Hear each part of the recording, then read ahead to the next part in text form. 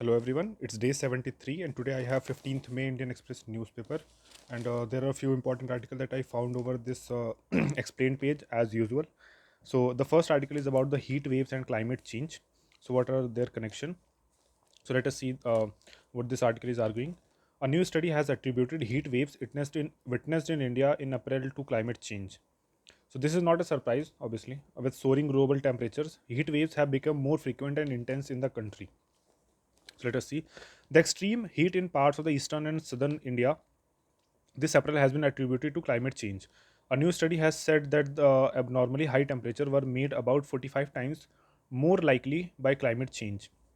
In other words, if there was no climate change, it would be extremely unlikely that such abnormally high temperature would be recorded at that time. The research is by the World Weather Attribution, an international group of researchers that tries to ascertain whether a particular extreme weather event was caused by climate change. This is the third straight year that heat waves in the early part of the summer in India have been attributed to climate change. The same researchers had earlier shown that the excessive heat in March April of 2022 and April of 2023 was also most likely caused by the climate change. Attributions Attribution science is a relatively new field of study that is becoming increasingly important to measuring the impacts of the climate change. Climate change is a global phenomena, and scientists have been extremely cautious about blaming any individual weather event on climate change. However, new tools and methodologies developed in the last 2 decades have made it possible to say whether a particular event was made more or less likely by the climate change. So, heat waves are not defined by high temperatures; they are defined by abnormalities in temperature. For example, a place that normally sees a temperature of 40 degrees Celsius during summer is not said to be experiencing a heat wave even if the temperature rises to 42 or 43 degrees. On the other hand, another location would be said to be facing a heat wave even 35 degrees if its normal temperature during that time is 27 or 28 degrees Celsius. So, heat waves are quite common in northern, central, and eastern India during summer, but there is plenty of evidence now to suggest that heat waves are becoming more frequent and intense and prolonged because of climate change. Last year, several parts of the country experienced heat waves condition in February, technically a winter month for India. Okay, maximum temperature were to 5 to 11 degrees higher than the normal, easily meeting the criteria for heat waves. It put the India Meteorological Department in a fix because heat waves are meant to be declared only in the April to July period. So the mean temperature of February for the country as a whole last year was 1.36 degree Celsius higher than normal, making it the second hottest February in India ever. The year 2023 also ended up as the second warmest ever for India. The heat wave outlook for this year was more grim. Heat waves at the beginning of the summer were likely to be more prolonged, lasting for as long as 10 to 20 days at a stretch in some places, instead of the usual 4 to 8 days. So, true to prediction, an 18-day heat wave was recorded in Odisha in April, the second longest spell for the state ever, according to an analysis by the Climate Central, a US based climate research organization. Gangetic West Bengal recorded the highest number of heat wave days for any month in the last 15 years, the analytics said. Not surprisingly, Eastern India recorded its warmest April ever. On Tuesday, the IMD said a fresh spell of heat waves was likely to start over the northwest India from Thursday. So, impact of heat waves.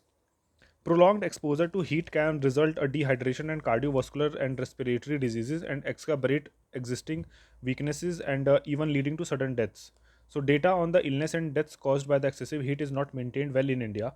Efforts to collect and collate these data began only about a decade ago, but reliable figures are still not available, and there are wide divergences among numbers reported by various agencies such as the IMD, National Disaster Management Authority, the Integrated Disease Surveillance Program, or the National Records Bureau. For instance, the Health Ministry, in reply to a Parliament question last year, said it had information about just 33 heat related deaths in 2022, but the NCRB, which counts heat related mortality among accidental deaths caused by the forces of nature, reported 730 deaths for 2022. In that same reply, the Health Ministry reported 264 heat related deaths for the first 6 months of 2023. The data collected and maintained by the IMD and NDMA showed a sharp decline in the number of heat related deaths ever since state governments and district administrations began implementing heat action plans.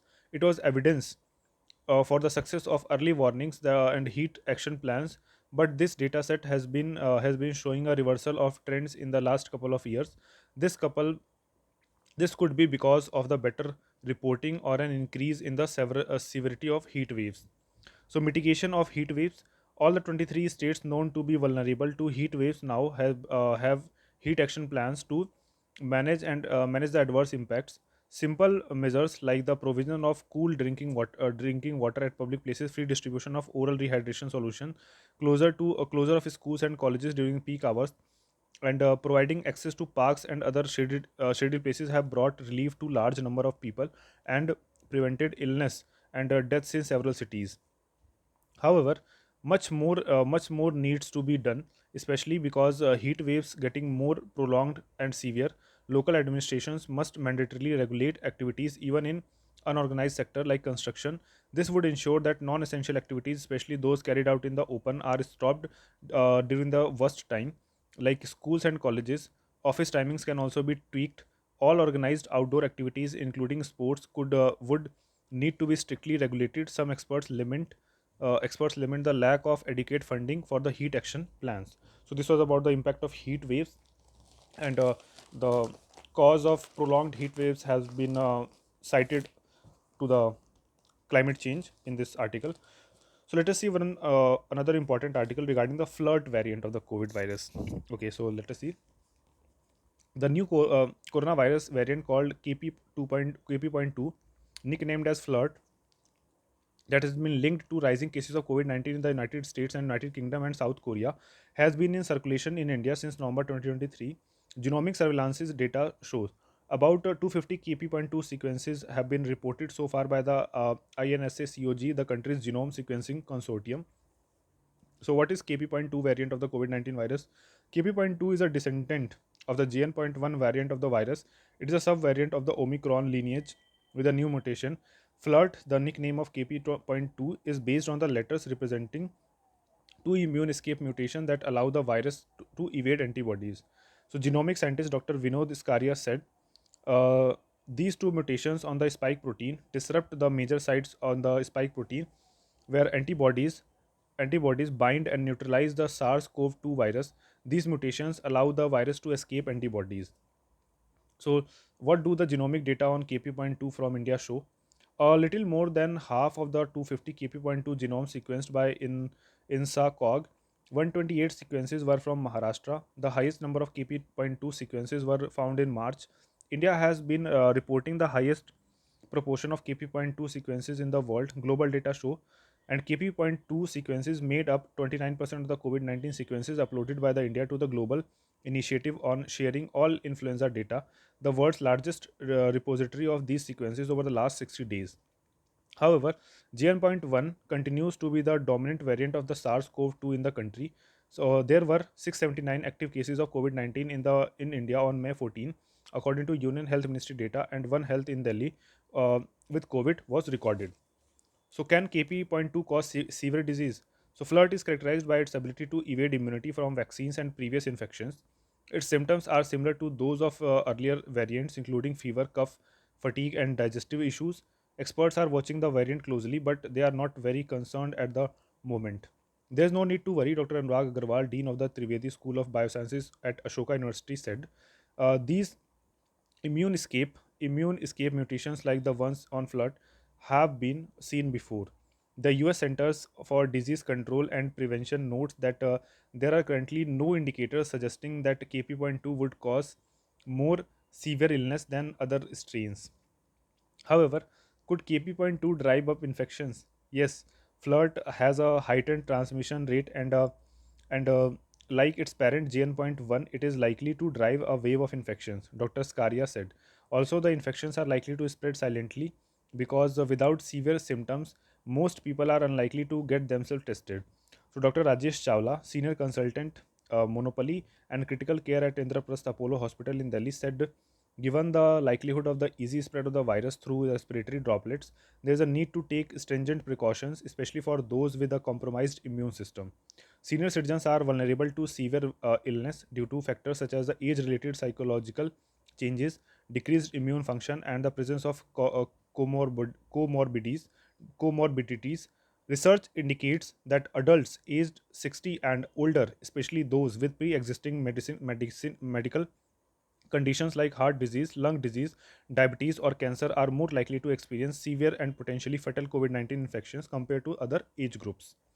People who are 65 and older or immunocompromised and pregnant women are the most vulnerable. So, what are the symptoms of KP.2 infection? This variant, like many of its Omicron predecessors, mainly affects the upper respiratory tract. There is no documented difference in the presentation, Dr. Skaria said. So, Dr. Chawla said that those affected report fever or chills, cough, sore throat, congestion or runny nose, headache, muscle aches, muscle ache, difficulty in breathing, fatigue, loss of taste or smell, brain fog, feeling less wakeful and aware, and gastrointestinal symptoms including upset stomach, mild diarrhea, and vomiting. So, hospitalization rates for patients with these symptoms are not were not higher than usual, Dr. Chawla said. How can infection be prevented? Preventive measures are same as the ones that have been advised since the beginning of the COVID outbreak 4 years ago. Social distancing and the use of well-fitting respirators like an N95s or K95s in the indoor public settings protect against all variants of the COVID-19 virus. Increased airflow and filtration in indoor spaces also helps in reduce the concentration of virus particles. Vulnerable groups and those living in areas where the infection is in circulation could be especially careful should be especially careful. So, do we need a booster shots of COVID 19 vaccine? Most COVID 19 vaccine available in India are aimed at the original variants of the virus, so additional shots are unlikely to help. In late April, the World Health Organization's COVID vaccine advisory group advised the use of JN.1 lineage as the antigen for upcoming vaccine formulations, as the flirt variants are within the JN.1 family. However, the Indian vaccines are not updated with the JN.1 variant, and therefore booster doses are in India are unlikely to be effective, Dr. Skaria said. Dr. Agrawal said that most Indians do not need a booster because they have probably already had repeated infections, including silent infections with the JN.1. So this was about the what we need to remember, the flirt variant. So that's all from today's newspaper. We'll meet again tomorrow with some another important article. So till then,